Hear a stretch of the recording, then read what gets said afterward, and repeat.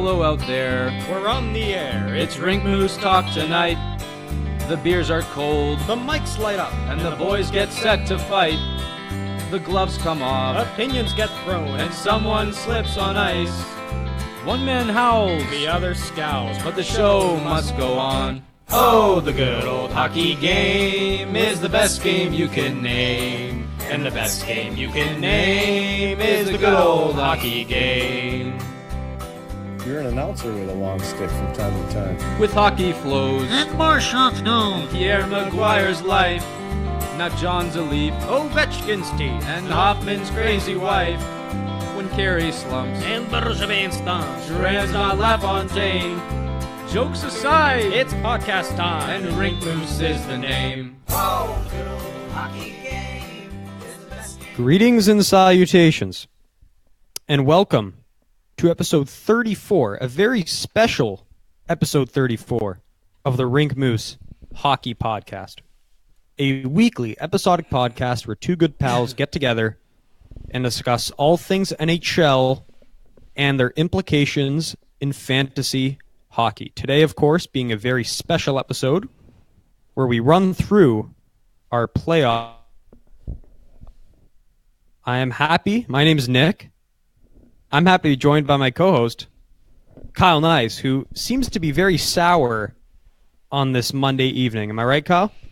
No, not in particular. Just a long night, you know. See, I just figured you'd be sour given, you know, you're doing this where you could be watching the NCAA championship game. Oh, no, I know you've really come to hone in on the March Madness, and it's your new thing. You know, it's your new sport to follow, and I figure you'd be disappointed you're not getting to catch that final game. Well, here's the thing, Nick. When people were giving me advice on choosing my bracket, they were really saying like, oh, you just got to pick the wild card teams. You just never know what happens. And I followed the advice to a T. I chose a bunch of random picks, mixed in with some decent picks too. And I was just scuppered too early, Nick. I was done mid-tournament before the Sweet 16 even got around, so I just kind of lost interest after that. Like, once your bracket's busted, it's kind of done. Let's be honest, I don't really care about who wins. It's just, does my bracket do well? So, yeah, it was a good experience, and I'm excited for it. But you know what, Nick? Spring is in the air, and there's other brackets to attend to. And actually, even if I did have a horse in that race, it just wouldn't be able to get any of my attention because, you know, it's playoff time in the NHL, and there's no better time in the entire year. So I'm fired up, Nick. Fired up. Yeah, no, you're right. I mean, but between this and the Masters, of course, this weekend, it's the best. We're approaching the best weekend in all of sports. And the best month of all of sports being April, you know, with the baseball opening up and the hockey first round. And we all know the first round is the most exciting. You know, the players are fresh. You know, all the injured guys are all ready to go. And the pace, the physicality is going to be top notch. And it's that time of year. It's just a great time of year. And not to mention the basketball. We got the Raptors going good here. You've got NCAA hockey, you got CHL hockey, you've got World Championships coming up. Like, what the hell, man? How do you get anything done? I know you're in exams. I got a tough month coming here. I don't know how we're going to get anything done. Like, are you going to be watching all these games, Nick, with all your studying? Well, you know me. I mean, I'm an early bird. I'm not a night owl, so my brain shuts off, you know, come 8 o'clock. It just doesn't process anymore. Wow. And I have no excuse but to watch these games. So good for you. That's my game plan. Are you going to watch the 10:30 games or the 10 o'clock games too? Well, that's the big one, right? I mean, those are the series I'm most looking forward to. I mean, the Colorado. I mean, Wednesday we got the Vegas and the Vegas. San Jose. And all my exams, they're all afternoon 1 p.m. exams, so I will most certainly be up late watching those ones. Good stuff. Just get the coffee going. But I know, it's the best hockey. And that like, the other thing is... Oh, go on. What's that? Well, I was just going to say, like, I know you have that rule where you don't like watching games on the West Coast. right? Like, Well, it's not for a those of rule. you, for those of you who don't know, Kyle does not draft West Coast hockey players in fantasy because he won't be able to watch them. He won't be able to keep track of them. That's his guideline. He's an Eastern Conference guy. A little conflicted right now with the schedule, right? I mean, your Wow. Avs, they're going to be playing some late ones there. I know it's upsetting, but listen, I'm not limiting myself here. It's not a rigid rule, and to be honest, Colorado's in my top 3 most exciting series to watch this first round here. So I'll be staying up late, Nick, and like you said, the coffee's going to get you through, and you're just going to have to suffer for it. And to be honest, I don't think there's going to be a whole lot of gym time. That's the one thing that's going to have to get cut here. Yeah. So 3 on 3, forget about it. It's going to take a suffer. hit. Yeah. So now here's my question. Here's a huge question because I got the lowdown on the broadcasts this morning. okay. The insider knowledge. Which commentary team will you be watching the Avs series, the Avs in Calgary? Will you be listening to Gord Miller and Ray Ferraro, who will be doing the games for NBC, or will you be listening to the guy in Colorado who you just love very much? Do not be ridiculous, Nick. I will be listening to Mark Moser and his crazy team of people, and that's the whole I still have his ringtone on my phone. Crazy team of people. That guy's a clown. And I'm telling you, Nick, I still have him as my ringtone 1 year later. That guy just brings electricity to any game. He's unbelievable. So obviously I'm going to do the Mark Moser. I've heard enough of Ray and Gord and the guys. They can take a nap. Fair enough. What do you say we get into this, bitch? It's going to be a long one. Yes. Let's do this. We don't know what we just signed up for, but we're going to go ahead with it anyways. Yeah, folks. So here's how it's going to break down. Nick and I are going to run you through each and every first round series. And then at the end of it all, we're going to reveal the rest of our bracket, but we're not going to break down each and every matchup from there. As you should know, that's just too much stuff. But we're gonna get nitty gritty and conversational about each series, and we're gonna pick a winner and in how many games. So, Nick, I think the way we're gonna do this is start in the West Coast, and we're gonna start right at the tippy top of the bracket with the top of the West versus the last wild card here. Calgary versus Colorado. Ooh, let the debates begin. So how I characterize this series, just quickly on my notes here, I said, best in the West versus the scrappy underdogs. David versus Goliath. Statistically, one of the most lopsided series out there, Nick. So, the way I kind of wanted to break it down first is I wanted to go by position. So goaltending, followed by defense, followed by offense. I'll just say a couple things, and then I'll ask you your opinion, and we'll chat about it. But we'll get it going on goaltending here. Now this, of all things, could be this great Calgary team's Achilles heel, in my opinion. Now, I don't care what anybody says. I don't have faith in either Mike Smith nor David Riddick, and neither one of them have had really seasons to write home about. We've got 23 wins for Mike Smith with an .898, a .272, and that's on a team with quote-unquote awesome defense. It's not good. Now look at David Riddick. He's a bit better statistically, 27 wins, a .911 save percentage, and a .261. Nick, what are your thoughts on this Calgary goalie tandem? And is it possible that we see both of these guys at some point in this playoffs?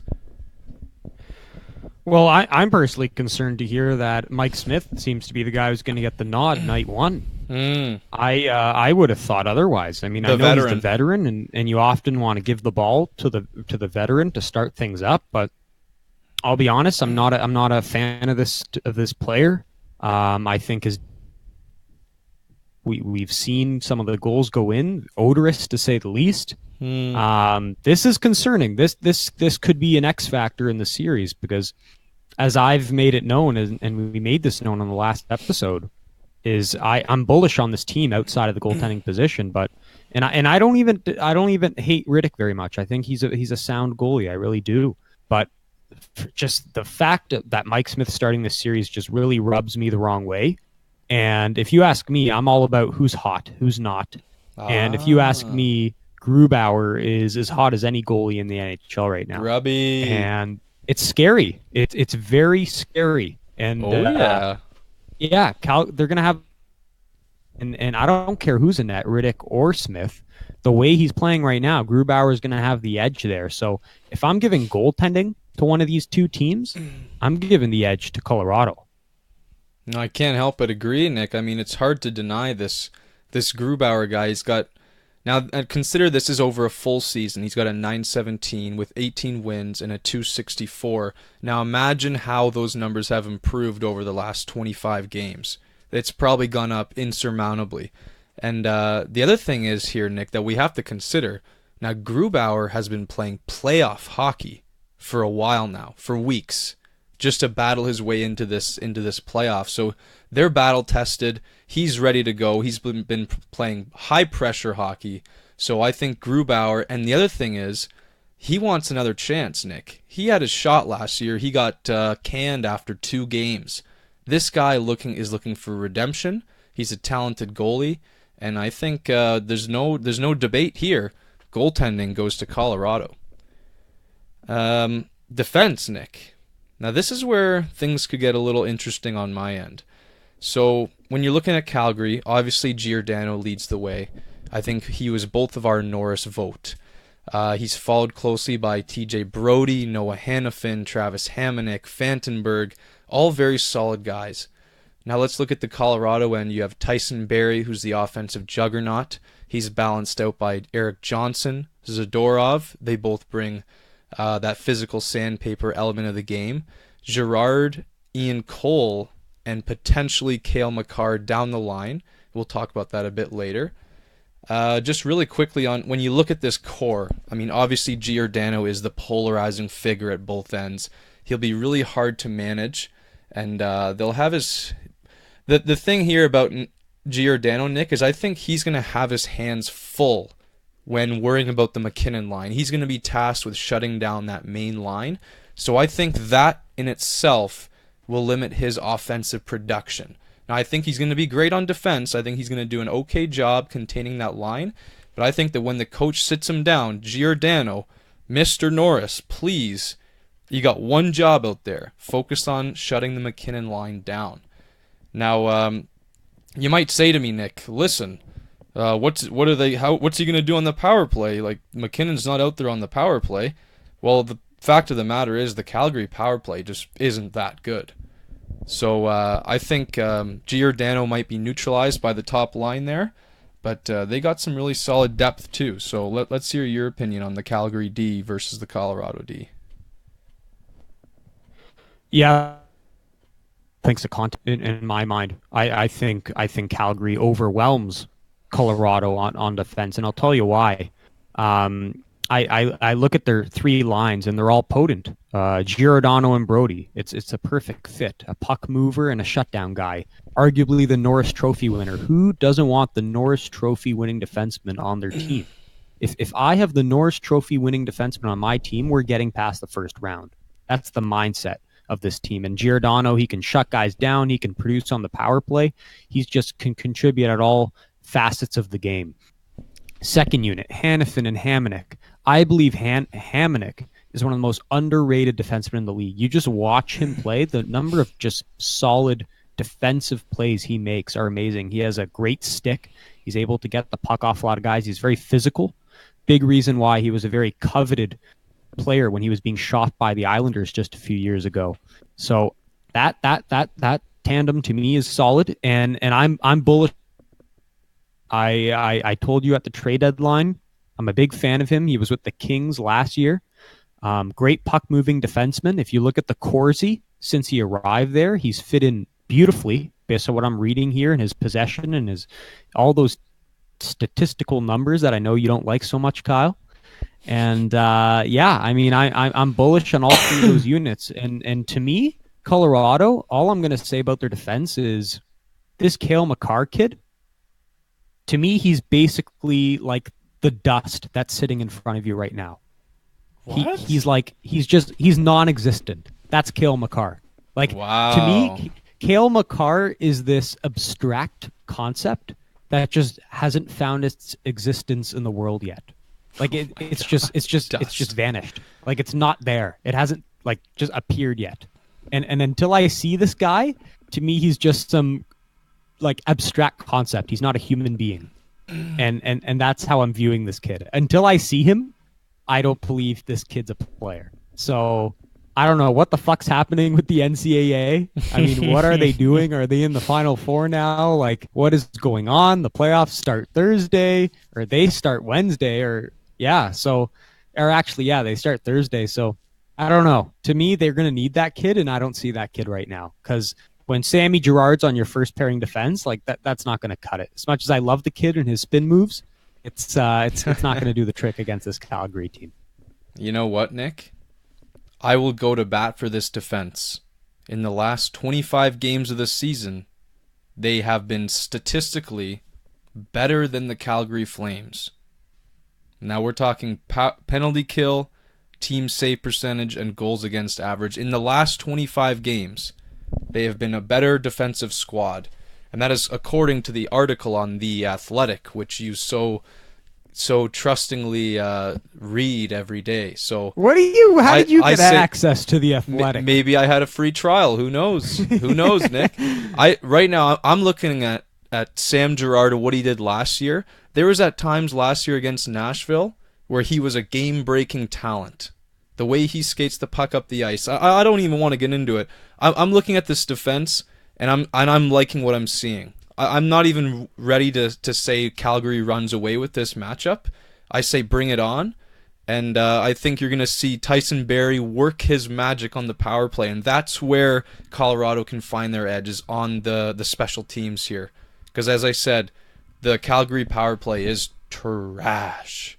Trash, Nick. Trash. So I'm just going to... I'm going to say for me, it's a wash. Now, I don't... I know not a lot of people will agree with that.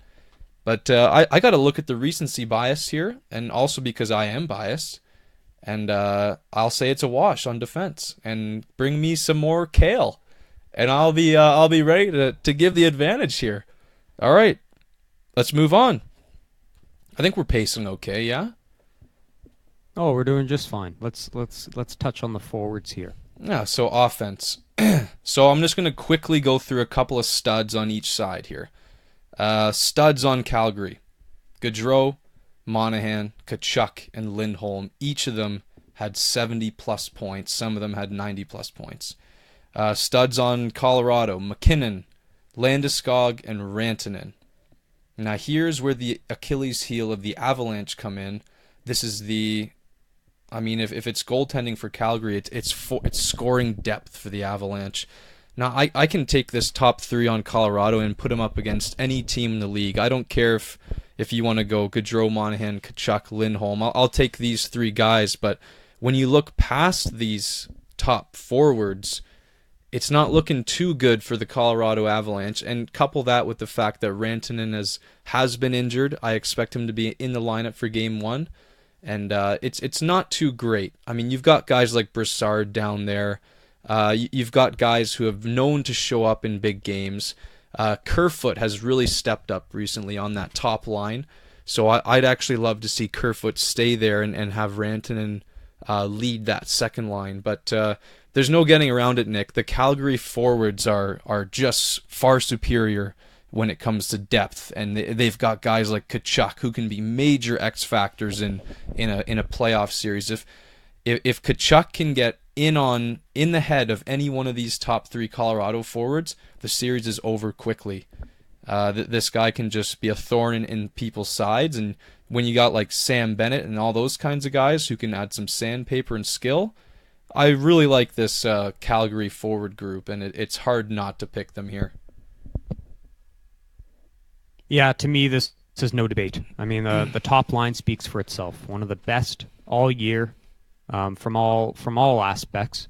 You're going to have Gaudreau and Monahan carrying the torch, and it might be good enough to neutralize that first unit of Colorado's. I know that's a very potent unit, maybe the best in the league, but this Monahan-Gaudreau unit is nothing to snuff at either, and Lindholm was fit like a glove on that line. It's just that trade worked perfectly for Calgary thus far.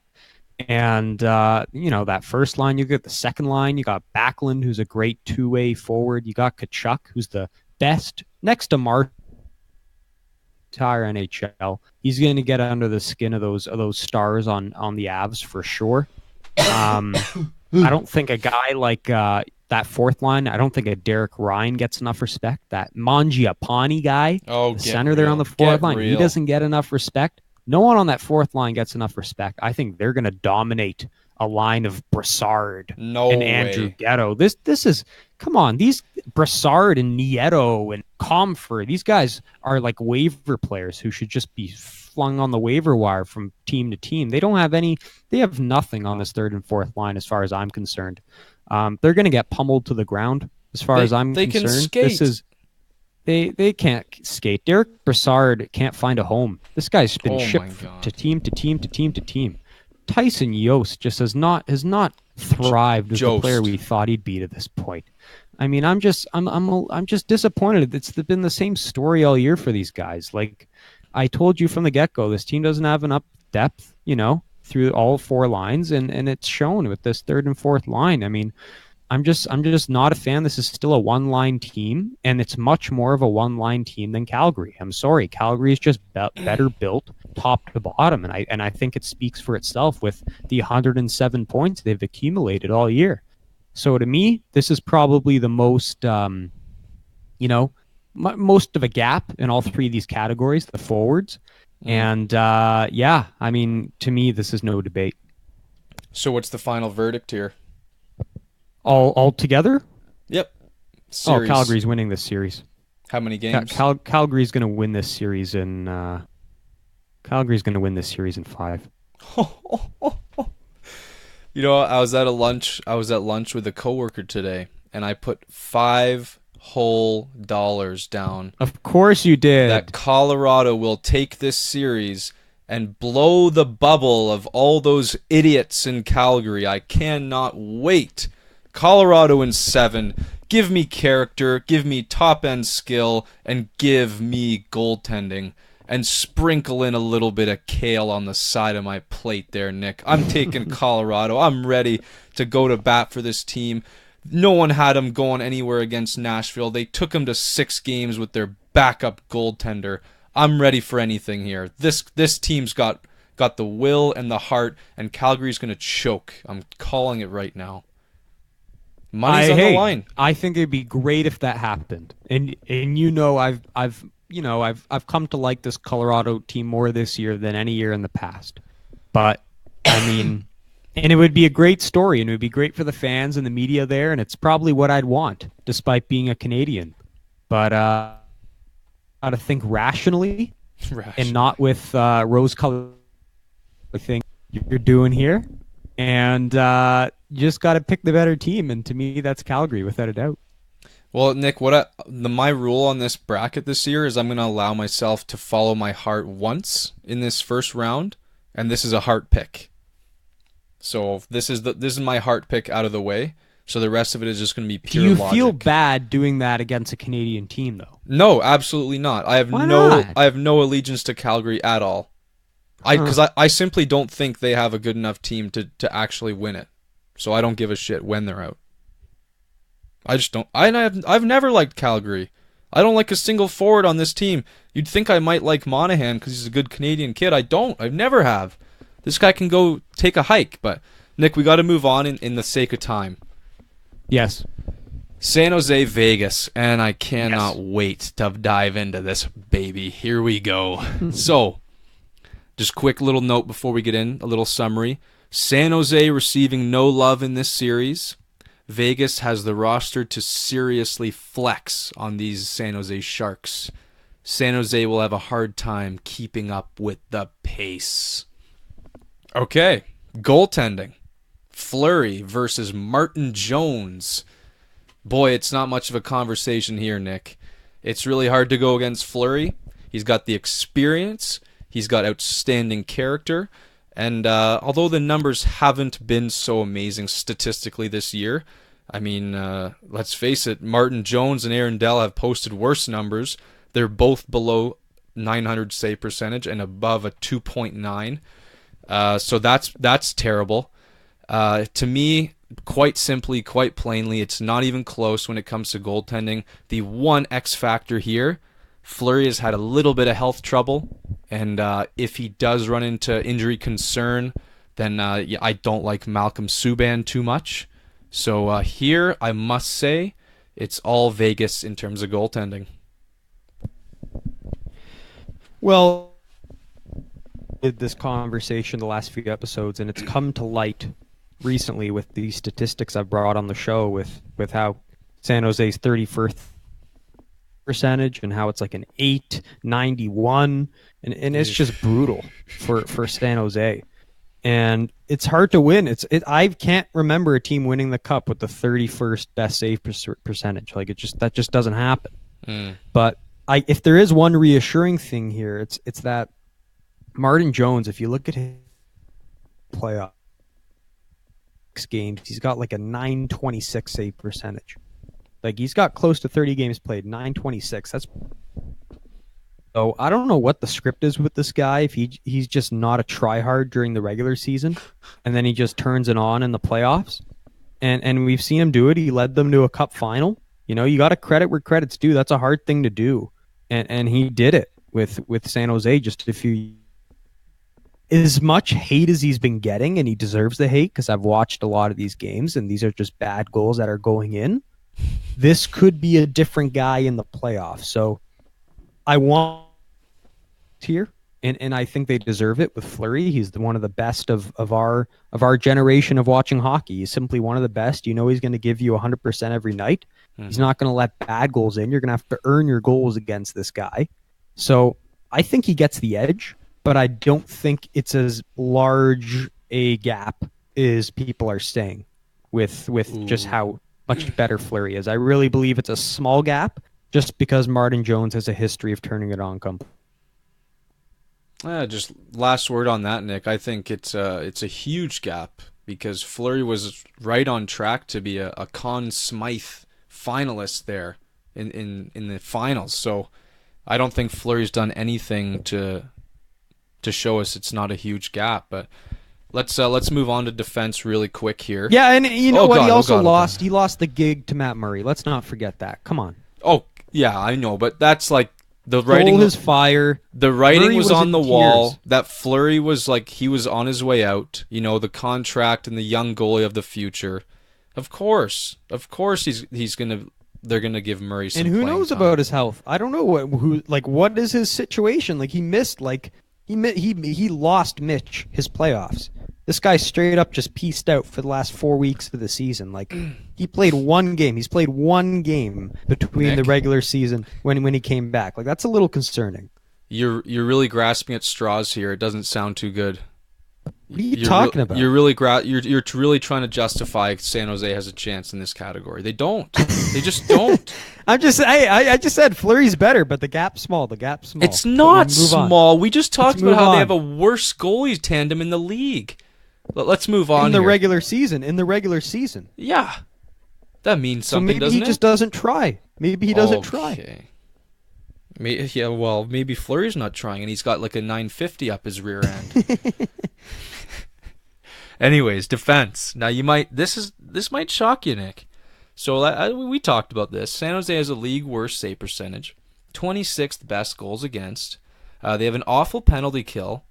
The only saving grace here is their Corsi, surprisingly. I don't know how. They do have some name brand star power that outshines Vegas on the score sheet here.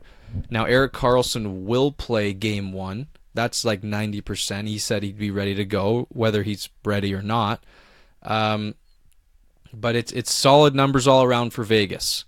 They've had a bit of a struggling penalty kill over the last 25 games, but nothing to get too excited over.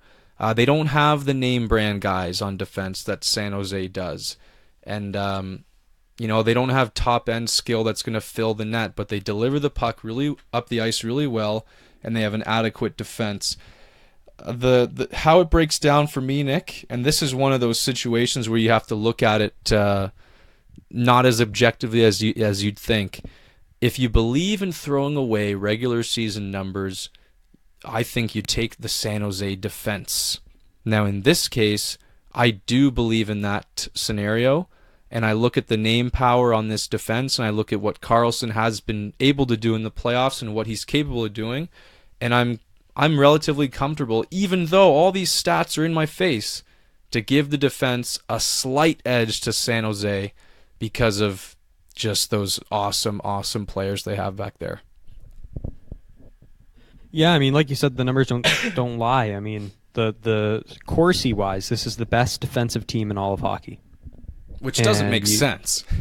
Oh, of course it makes sense. No, it How does doesn't. that not make sense? It doesn't, because they're so What are you bad talking about? defensively. So they're They aren't bad defensively. They're amazing defensively. They just give up a lot of goals because the goalie.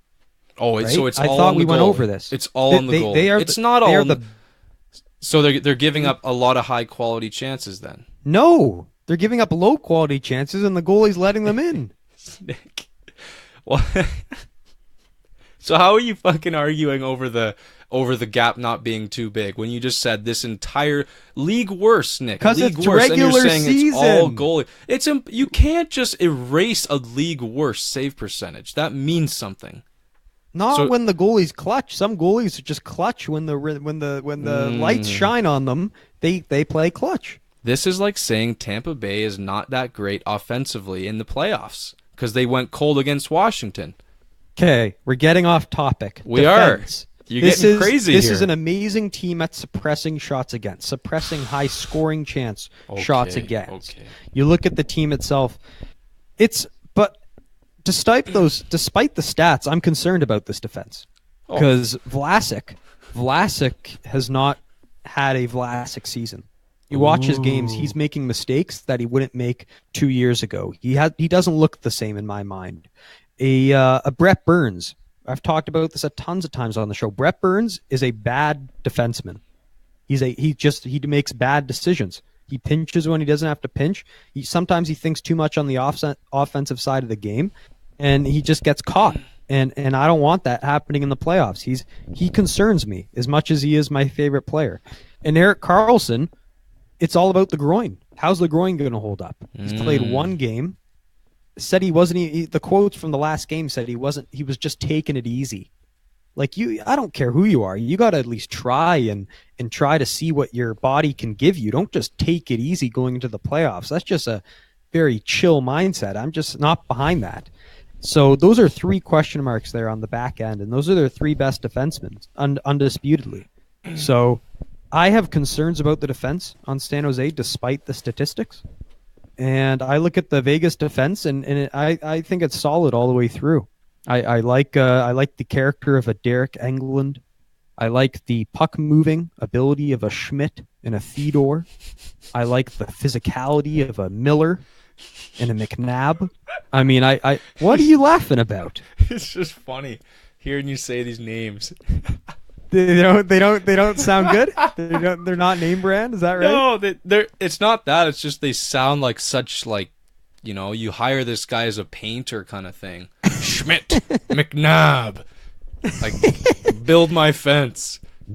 Yeah, well, anyways, these guys, they've showed me a lot in the past year. I mean, I was bullish on LA last year, and they straight up shut out my LA Kings. I mean, what was the stat, Kyle? The LA Kings scored something like 2 goals the whole series. It was awful. It was just brutal. Mm-hmm. I mean, these are tested defensemen. These are guys who led this team to a cup final last year. I know it may not be as name brand as San Jose, but they're just reliable. Like, they're just solid guys. They're like a team full of 3 defensemen, number 3 defensemen, top to bottom. And I believe if they can all just play to a minimum standard, they'll be just fine. Nice. So you give the edge to Vegas.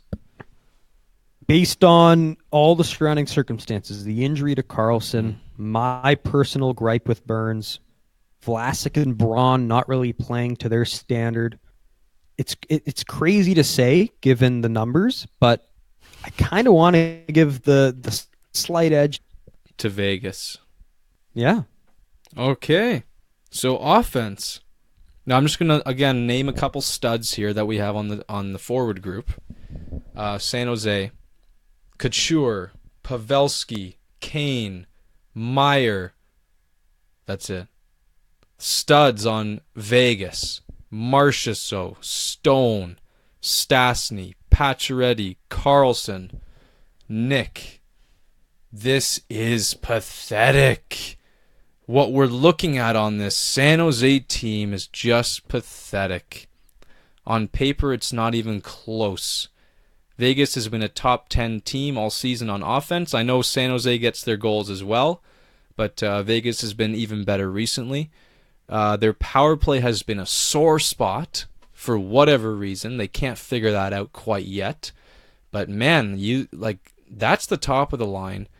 Now you look at their bottom of the pack here. They got one of the best fourth lines in hockey.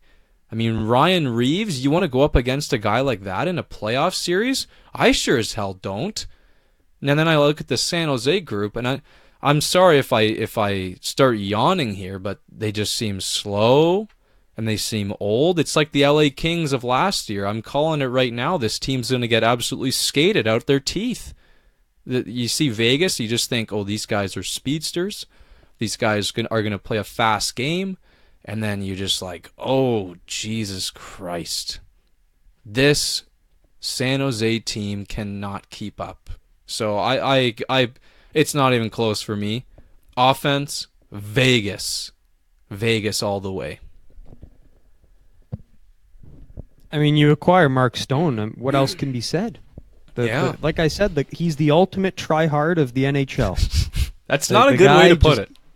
He gives you an A effort every night. The guy's just he's made for the playoffs.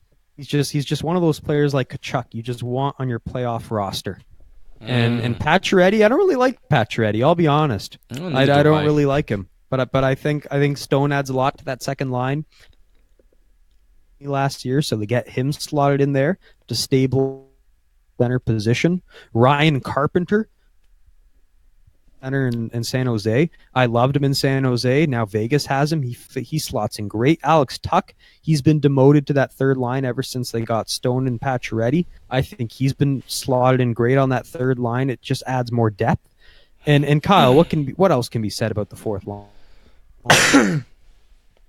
The hits he delivers that's arguably the entire NHL. That fourth line of Belmar, Carrier, Reeves.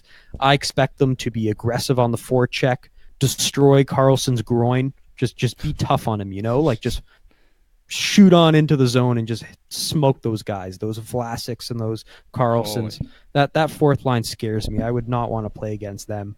And I didn't even mention the first line. I mean, everyone knows that Carlson, Marchessault, Smith, it's just fantastic chemistry top to bottom. So I mean, I don't even want to get into San Jose's forwards because to me Vegas just it's non-debatable here. No. So final verdict time, Nick. Is this going to be a tough call for you? Not as tough as I thought it was going to be honest. But I still think it's going to be close. I think despite how you may feel about Vegas, I still think San Jose is going to make it a close series, right? I think there's too much character on that team, Kyle, to just make it a short series. Like Joe in 5 games. The guy's not. He's a legend. He's the legend of the NHL. The legend of the NHL's team does not just get ousted in 4 or 5 games, okay? He can't skate. Peter DeBoer, who I consider the smartest coach in the NHL. He's not going down in 4 or 5 games. He's gonna make a plan. He's gonna sit in his office and draft up a game plan against this Vegas team, and he's gonna have his team make a long run. Just with his strategizing. So I don't think this is going to be as short a series as you and the pundits might think. Okay, so what do you say in how many games?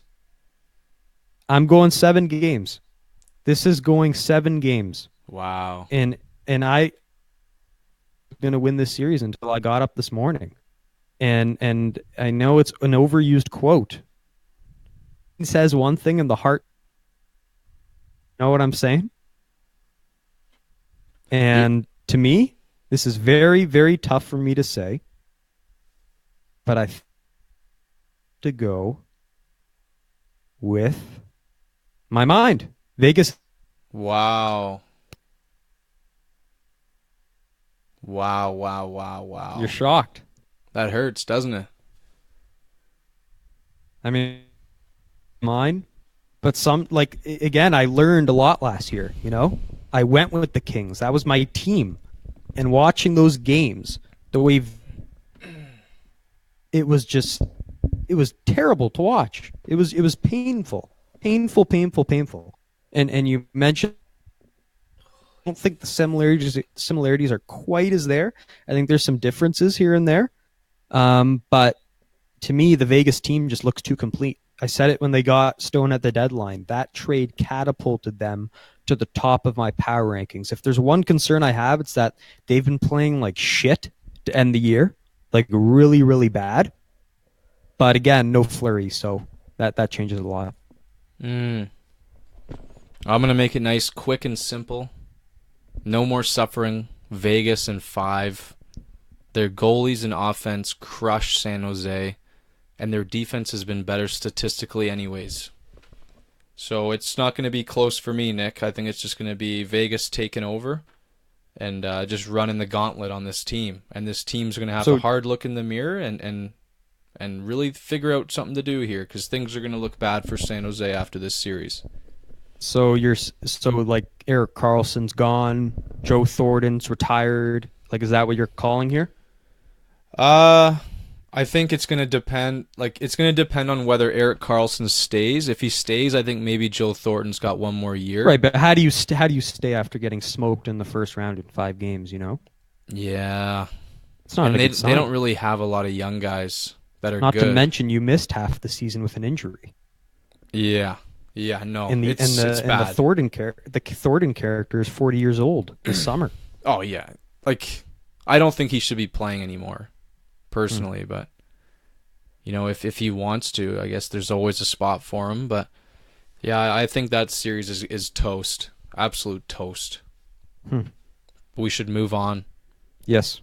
Nashville versus Dallas. Nick, I don't think we're going to be fighting too much on this one, actually. This is the most, I'm calling it right now, this is the most yawn of a series of them all. I had that exact quote in my notes. I will not tune in for a second of this series. Yeah, and that's exactly how Dallas likes it.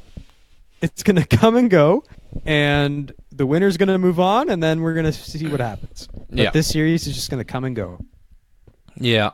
So let's run through these. We'll give it its justice here. Goaltending.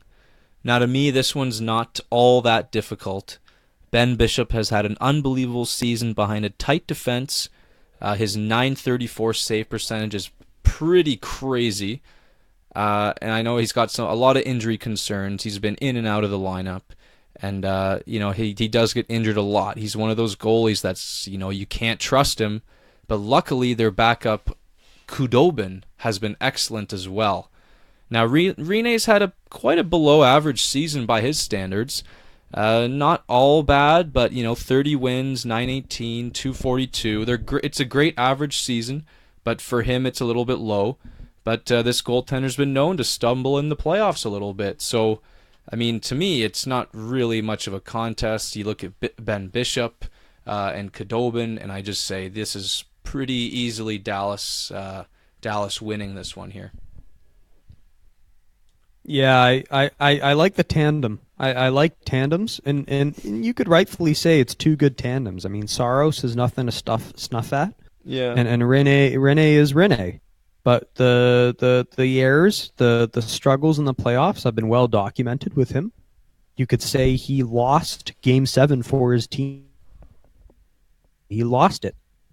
And Bishop, I know he doesn't have too much of a resume in the playoffs, but you're right. The numbers speak for themselves. You have a save percentage north of .930. Khudobin, I believe, might have the most character of any backup in the league. I really like this guy. I know the fan base there in Dallas has kind of taken a loving for him. He's just a really lovable guy that everyone on the team seemed to rally around. And the guy plays goalie like a football player. Like, he just looks like a football player in the net there. I love the way he plays the game. He's not technically sound, but he just finds a way to stop the puck, just punches at it, and it's really fun to watch. And I've liked this tandem all year. I've been riding them in fantasy, just spot starts when I need a Kudobin spot start. He's been solid all year. This is, and I think it a lot has to do with the way their defense plays and how they suppress high percentage scoring chances. But the numbers speak for themselves. I think it's the second best save percentage in the league next to the Islanders. And so if you have the second best save percentage in the league, I think I'm going to give you the edge. So I got Dallas in this one. Yeah, it's an interesting battle between two defensive juggernauts, and we'll get into the defense now. And as you said, Dallas is second in goals against average. Nashville's fourth. Let's face it, they can both defend out the wazoo. Klingberg and Heiskanen on Dallas, they lead the pairings offensively and are complemented well by Lindell and guys like Lovejoy.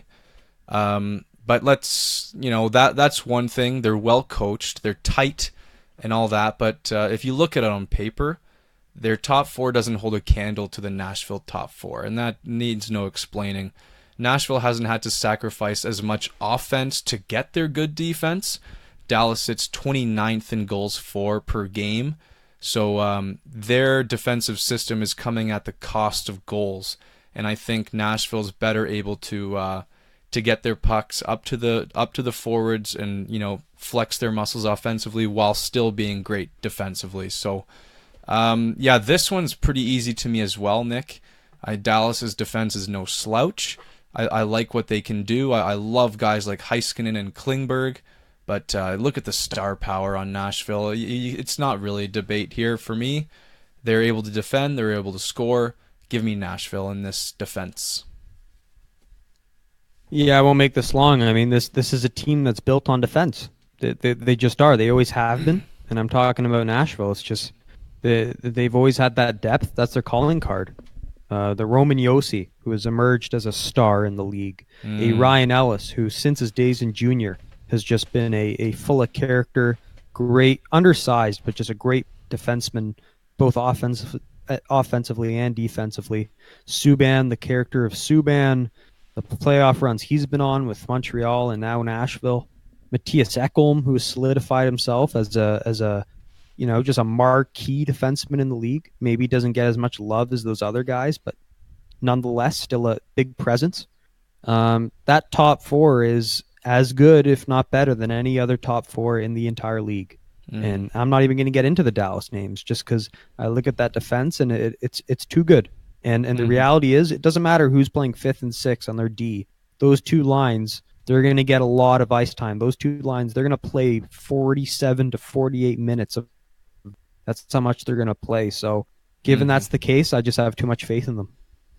Agreed. Yeah, that's not much of a debate there. So we'll move over to offense. Now, this one to me, Nick, is maybe even further, because let me just go through the studs here on the top of the end here. Johansson, Arvidsson, Forsberg, Turris, and Granlund. And then on the Dallas side, Sagan, Radulov, and Ben. Now, I don't even want to talk about this Dallas forward group. It's a joke. No wonder they have to implement this system. No wonder the coach said, you know what, we have to do this or else we're not going to win. Because, Nick, when you look below those three guys, and obviously there's guys like Spezza and all that, but the depth on this team is just a joke. You think Colorado's a one-line team. These guys have nothing. There's guys on this team that I have never heard of. There's a higher percentage of guys on this team I've never even seen ever than any other team. Now you move over to Nashville. You've got obviously those guys at the top. It's a solid top four group up there, but you look at the bottom and you got guys like Simmons, Boyle, Bonino back there, Austin Watson down your roster. These are the kind of guys that win playoff games. Not to mention, X Factor alerts, a sneaky stat, Arvidsson has scored at a 50-goal pace. He's got 34 goals in 58 games. This guy has been a fucking terror out there. So this is just no contest. And where are you, Jamie Benn? Like, what an awful season. I don't know what the owner must have got to him, but he was playing like shit even before that. He's just taken a year off here, Nick. Taking a year off. So without their captain leading the way, what can they do? They can't do anything. No, you said it right. I mean, there's guys on this Dallas team going into this year I had never heard of. Who is Jason Dickinson? Who is Roop Hines? Oh, that was my Rupert. favorite. That was my favorite. Rupert. How did you get in the NHL with your first name being Rupert? Justin Dowling. Oh, Where are these guys from? Where I've did they never ship heard them of these from? What guys. Europe come off? What boat did you just come off? This is ridiculous. Schmuck squad of a front line, and I don't care who you are. Coaching can only get you so far in the league in your systems, and I don't care what game plan you draw up. At the end of the day, the star power up front is what's going to get you through. Guys like Brian Boyle, Wayne Simmons, these calling card names who've had these long runs in the playoffs, who've grizzled veterans who've been scarred through the playoffs. That's who I want to put my money on. Even a Kyle Turris had a run with Ottawa recently. yeah. Johansson, I mean, he just had a run. Philip Forsberg, these are tested veterans. Nashville's not new to this scene. They've made the playoffs consecutively for a number of years. They know what the expectation is. Let's not home ice in this series. Nashville Bridgestone Arena, of course, being one of the most toughest places to win a game as a can be overlooked or in this series. I think all that kind of cumulatively makes this an easy pick for me, and so the forwards get a thumbs up, and all in all, I like Nashville. I like Nashville in the series. I'm not really too sure how long it goes, but you know, I'm pretty comfortable in saying that Nashville will win this game will win the series in 6 games. I actually have that exact number as well, Nick. And again, just a note here: long, boring games.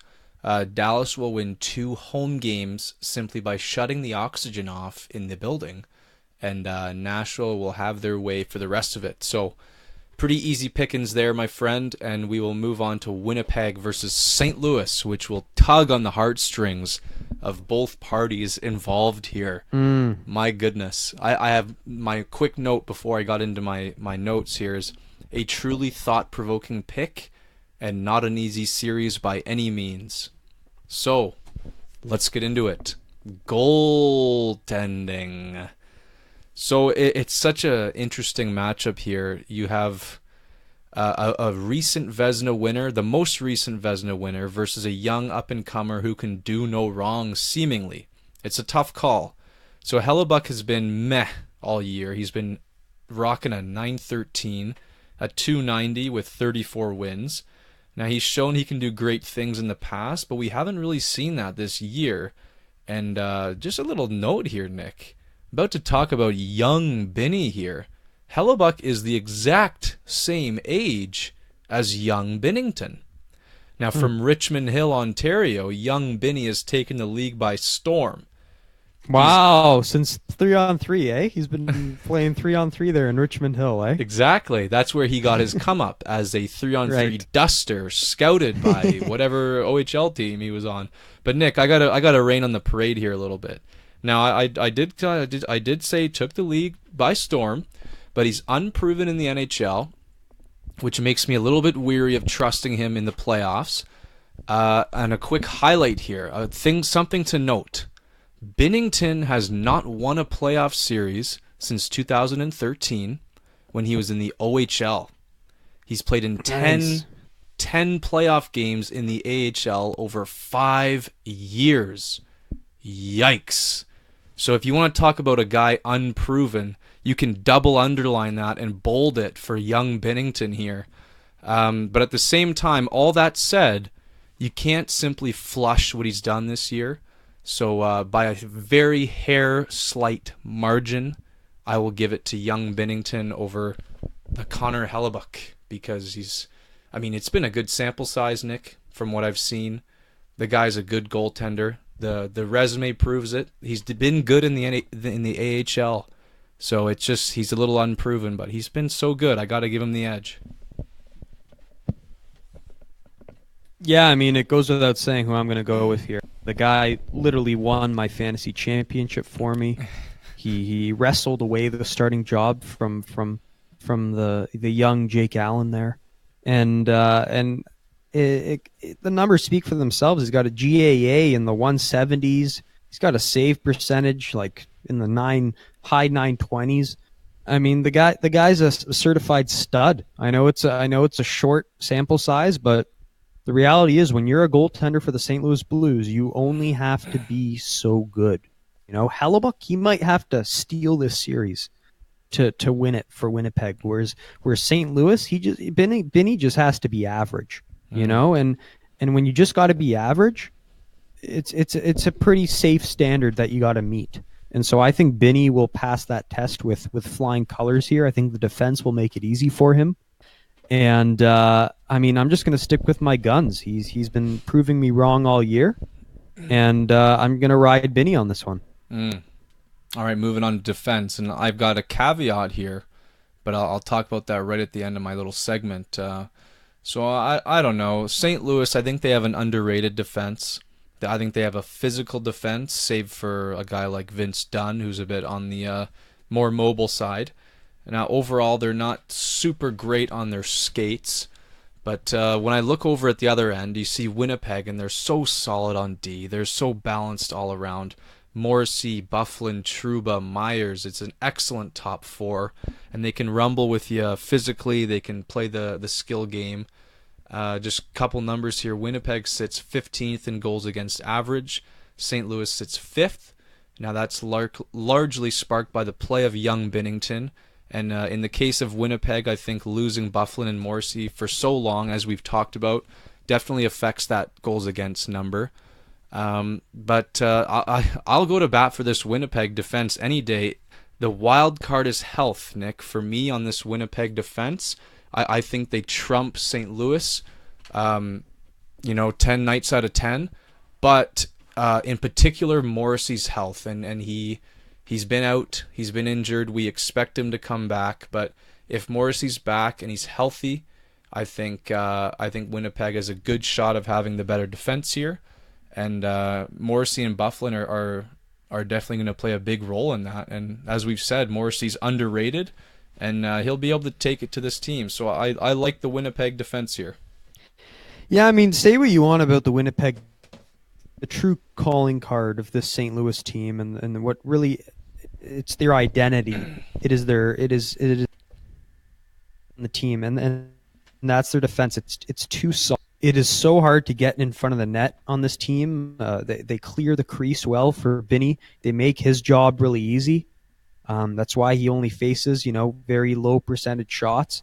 These are just big guys, big brutes that make it very tough on other forwards. I mean, Pietrangelo can go up against a first line.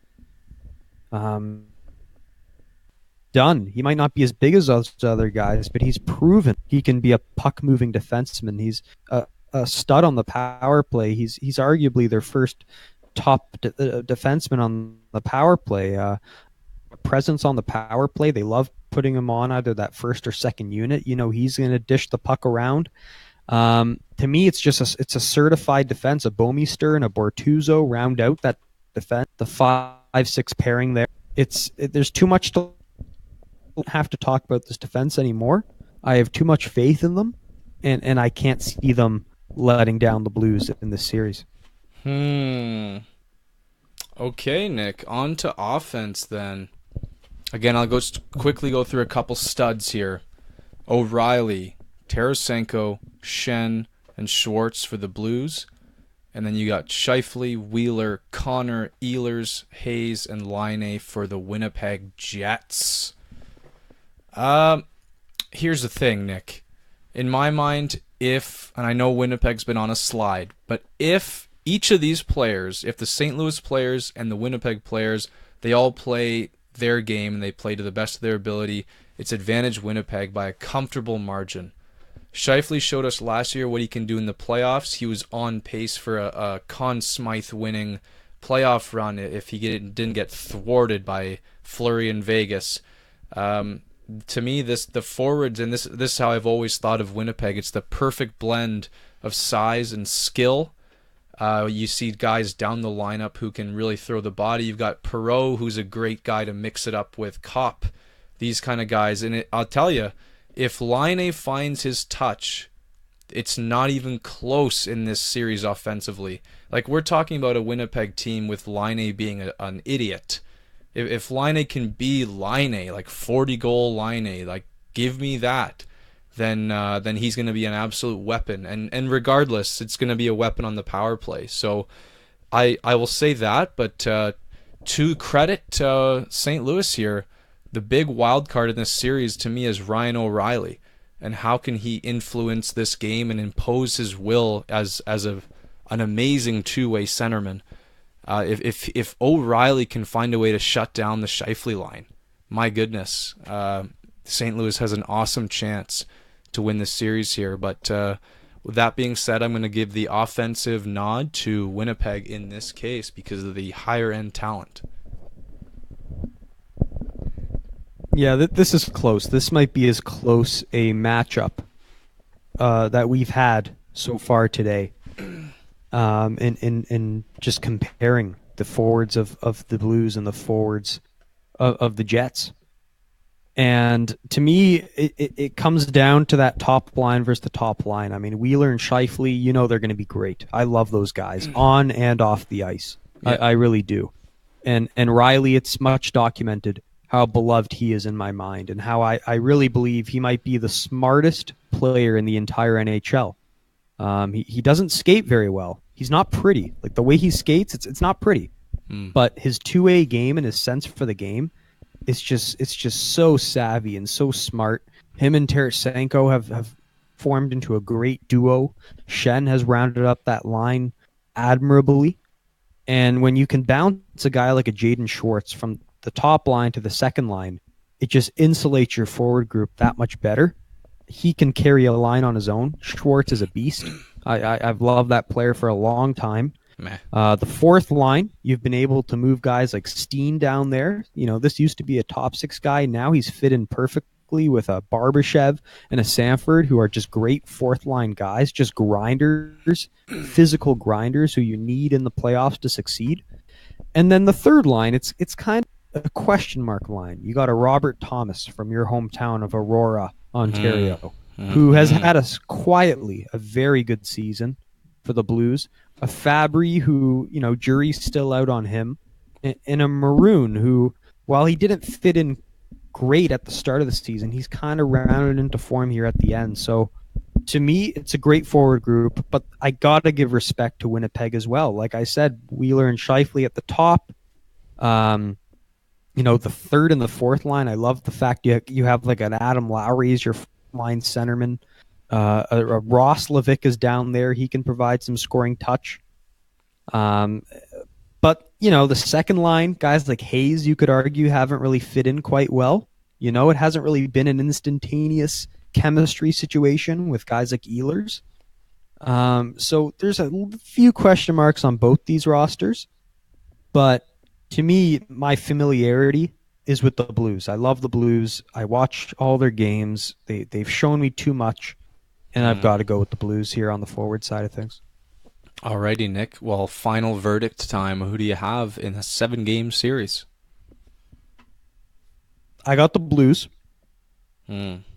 And I believe this series will go 7 games. They're going to roll into the whiteout on Game 7. Ooh, scary. And Ryan O'Reilly will will the team to a victory. Wow.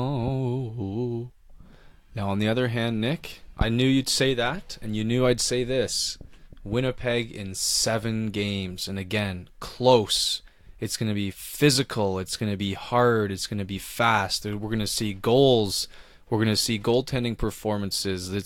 This series may have it all. It has the billings to give us everything. And the wild card, the X factor on St. Louis for me is O'Reilly. The X factor on Winnipeg is twofold.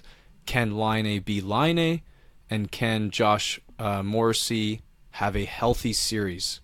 And if those things happen, if one of those things happen for Winnipeg, I think they can win. So it's going to be close. This is one I may watch if it's on the off night for Colorado. then I'll certainly tune in. But this is going to be an awesome series, and we're very excited. Very excited. And actually, Nick, that concludes the West. So we did pretty good there. Yeah, no, that pleasant surprise. I think we split there, right? 2-2. We got the same prediction on 2, and we disagree on 2. So Correct. pretty solid stuff.